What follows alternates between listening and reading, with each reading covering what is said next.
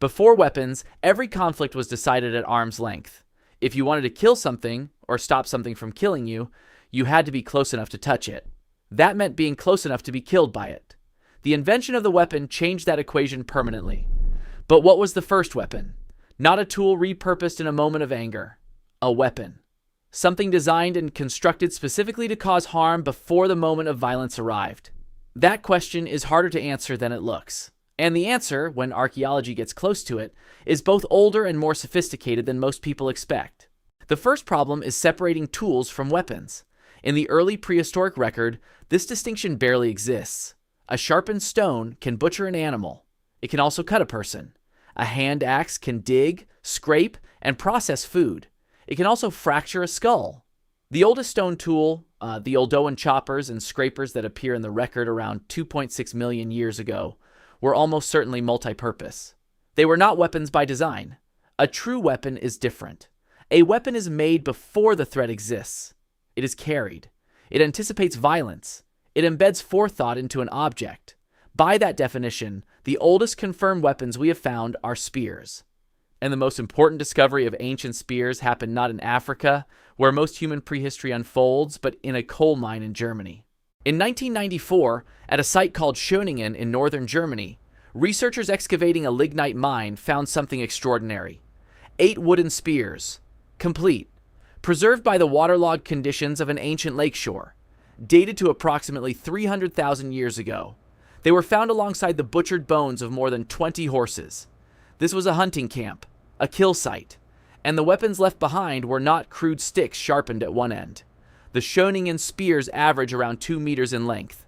Their center of gravity sits in the front third of the shaft, exactly where the center of gravity sits in a modern javelin. This is not an accident. This is deliberate aerodynamic design. These spears were engineered to be thrown accurately at distance. Whoever made them understood something about flight physics that they could not have named or described, but that they had worked out empirically through practice and observation and refinement across generations. These were made by Homo heidelbergensis, a species ancestral to both Neanderthals and modern humans. This was not Homo sapiens. This was our predecessor, and our predecessor was an engineer. The Schöningen spears represent more than a physical technology. They represent a way of thinking. Making a spear takes time. You must select the right wood, straight-grained, the right density, the right length. You must shape it. You must weight it correctly. You must do all of this before you have seen the prey you intend to hunt. This is premeditated technology, a weapon built in anticipation of a future event. The maker is not reacting to a threat. They are preparing for one that has not happened yet. That kind of future-oriented thinking, making an object now for a use that exists only in your imagination, is a hallmark of advanced cognition. It is the same cognitive architecture that underlies planning, agriculture, and every complex human technology since. The spear did not just give ancient humans a longer reach. It gave them a reason to think ahead. So, what were the first weapons ancient humans created? Stone tools repurposed as weapons came first. Opportunistic, undesigned, but effective. Then came the spear.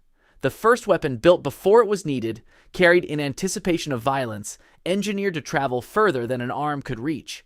The Schöningen spears are 300,000 years old. The people who made them lived more than twice as long ago as our own species has existed. And they were already thinking like hunters, like engineers, like planners. The weapon did not make us dangerous. We were already that. The weapon made us dangerous from a distance. Like and subscribe if you enjoy these videos. I'll see you in the next one.